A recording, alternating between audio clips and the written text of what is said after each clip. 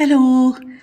ഇന്ന് കുട്ടികൾക്കും മുതിർന്നവർക്കുമൊക്കെ ഒരുപോലെ ഇഷ്ടമുള്ള നല്ല ഒരു സ്നാക്ക് റെസിപ്പിയാണ് ഞാൻ കാണിക്കുന്നത്.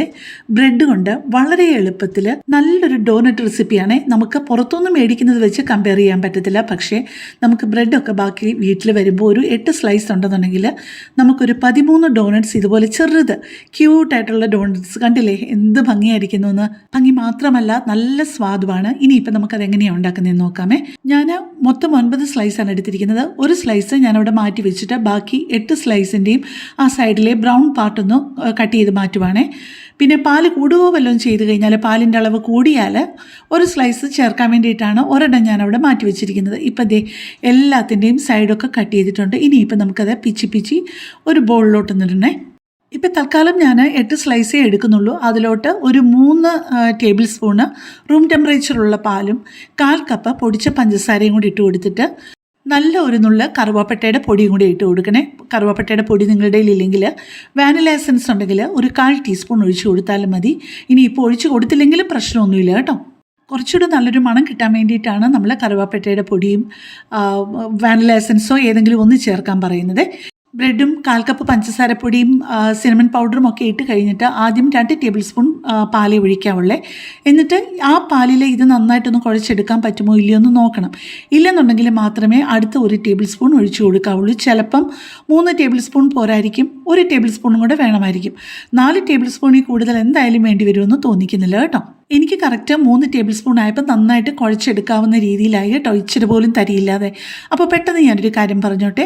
എൻ്റെ ഈ ചാനലും എൻ്റെ വീഡിയോമൊക്കെ ആദ്യമായിട്ട് കാണുന്ന ആരെങ്കിലുമൊക്കെ ആണെന്നുണ്ടെന്നുണ്ടെങ്കിൽ എൻ്റെ ചാനലിൽ പോയി നോക്കിയാൽ ഒരുപാട് വ്യത്യസ്തമായിട്ടുള്ള നല്ല നല്ല റെസിപ്പികളുണ്ട്. നിങ്ങൾക്ക് പ്രയോജനപ്പെടുമെന്ന് തോന്നുകയാണെങ്കിൽ എൻ്റെ ചാനലൊന്ന് സബ്സ്ക്രൈബ് ചെയ്യുകയും ലൈക്കും കമൻറ്റും ഷെയറും പിന്നെ ഇപ്പോൾ ഹൈപ്പ് ചെയ്യാനുള്ള ഓപ്ഷനുണ്ട്, ഹൈപ്പും ഒക്കെ ഒന്ന് ചെയ്താൽ ഒരുപാട് സന്തോഷമേ.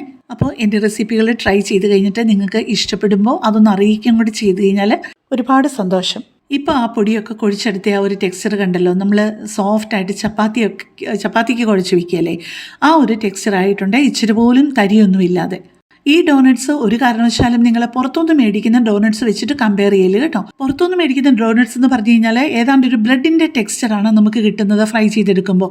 ഇത് അതിനെക്കാട്ടി കുറച്ചുകൂടെ കട്ടിയാണ്, ഭയങ്കര കട്ടിയെന്നല്ല, കുറച്ചുകൂടെ കട്ടിയാണ്. എന്നാൽ ബാക്കി ബ്രെഡ് വരുമ്പോഴൊക്കെ കുട്ടികൾക്ക് ഇഷ്ടമുള്ളൊരു സാധനം പുറത്തുനിന്ന് മേടിക്കുന്നതിലും വീട്ടിൽ തന്നെ ഉണ്ടാക്കി കൊടുക്കുന്നതല്ലേ നല്ലത്. നമ്മൾ ആ കുഴച്ച് വെച്ച മാവ് ഒരു 10-20 മിനിറ്റ് ഒന്ന് റെസ്റ്റ് ചെയ്യാൻ വെച്ചിട്ട് ചെറിയ ചെറിയ ഉരുളകളായിട്ട് എടുക്കാം.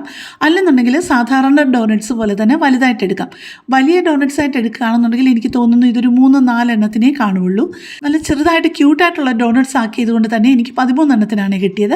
പിന്നെ ഓരോ ചെറിയ ചെറിയ ഉരുളകളായിട്ട് എടുത്തിട്ട് നല്ല ഒരു റൗണ്ട് ഷേപ്പ് നീറ്റായിട്ട് കൊടുത്തു കഴിഞ്ഞിട്ട് നമ്മൾ ആ സൈഡൊക്കെ ഒന്ന് ഉരുട്ടി ഒന്ന് എടുക്കണം. നമ്മൾ വിരൽ കൊണ്ട് തന്നെ ഇങ്ങനെ തൊട്ട് ഒന്ന് നല്ല ഷേപ്പാക്കിയിട്ട് നടുക്ക് ഒരു ഹോൾ ഇട്ട് കൊടുത്താൽ മതിയേ.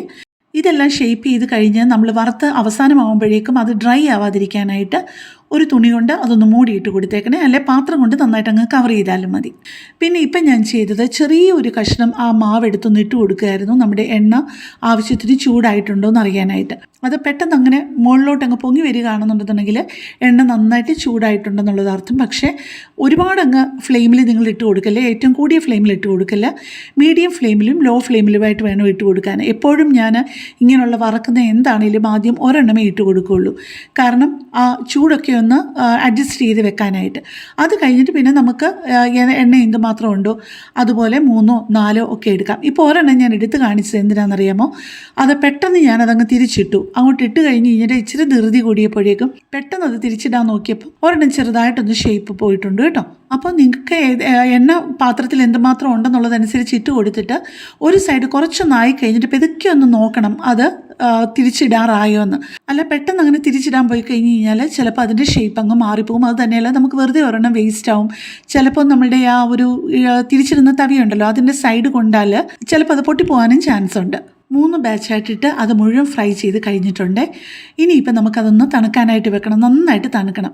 പിന്നെ നിങ്ങൾക്ക് കയ്യിൽ കോമ്പൗണ്ട് ചോക്ലേറ്റ് ഉണ്ടെങ്കിൽ അത് മെൽറ്റ് ചെയ്തെടുക്കാം. ഇപ്പം ഞാൻ ചെയ്തത് ഏറ്റവും എളുപ്പം നിങ്ങൾക്കൊക്കെ ഒരു കൊച്ചൊരു ഡയറി മിൽക്ക് മേടിച്ച് കഴിഞ്ഞാൽ അത് മൈക്രോവേവിൽ വെച്ചിട്ടോ അല്ലെങ്കിൽ ഏതെങ്കിലും ഒരു പാത്രത്തിൻ്റെ മുകളിൽ വെള്ളം വെച്ചിട്ട് അതൊന്ന് തിളയ്ക്കുമ്പോൾ അതിനകത്ത് ഒട്ടും വെള്ളമയമില്ലാത്തൊരു പാത്രത്തിൽ ഈ ചോക്ലേറ്റ് ഇട്ടിട്ട് ഒന്ന് മെൽറ്റ് ചെയ്തെടുത്താൽ മതിയേ.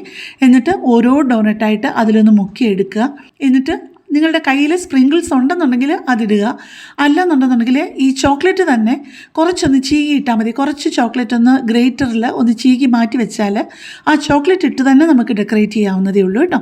ഇത്രയും ചോക്ലേറ്റ് മുകളിൽ മുക്കിയെടുക്കാനും മുകളിൽ സ്പ്രിങ്കിൾസ് ആയിട്ട് ഇടാനുമായിട്ട് ഒരു 25-30 രൂപയുടെ ഒരു ചോക്ലേറ്റ് മേടിച്ചാൽ മതി. നിങ്ങൾക്ക് വൈറ്റ് ചോക്ലേറ്റ് വേണമെന്നുണ്ടെങ്കിലും എടുക്കാവുന്നതേ ഉള്ളേ. മുകളിൽ ഇടാനുള്ള സ്പ്രിങ്കിൾസ് എല്ലാം ഇട്ട് കഴിഞ്ഞിട്ട് ഫ്രീസറിലാണെങ്കിൽ ഒരു 10-15-20 മിനിറ്റ് വെക്കുക. അല്ല താഴത്തെ തട്ടിലാണെങ്കിൽ ഒരു അരമണിക്കൂറോ 3/4 മണിക്കൂറോ വെച്ച് കഴിഞ്ഞ് കഴിഞ്ഞാൽ നല്ല കട്ടിയായിട്ട് കിട്ടുമേ. കോമ്പൗണ്ട് ചോക്ലേറ്റ് ആണ് യൂസ് ചെയ്യുന്നതെന്നുണ്ടെന്നുണ്ടെങ്കിൽ കയ്യിൽ ഒട്ടും പിടിക്കത്തില്ല കേട്ടോ. വളരെ കുറച്ച് ചേരുവകളും വളരെ എളുപ്പവുമല്ലേ തയ്യാറാക്കാനായിട്ട്. അപ്പോൾ എല്ലാവരും ഒന്ന് ട്രൈ ചെയ്യണേ. അപ്പോൾ കൂടുതൽ നല്ലൊരു വീഡിയോ ആയിട്ട് നമുക്ക് പിന്നെ കാണാം. താങ്ക്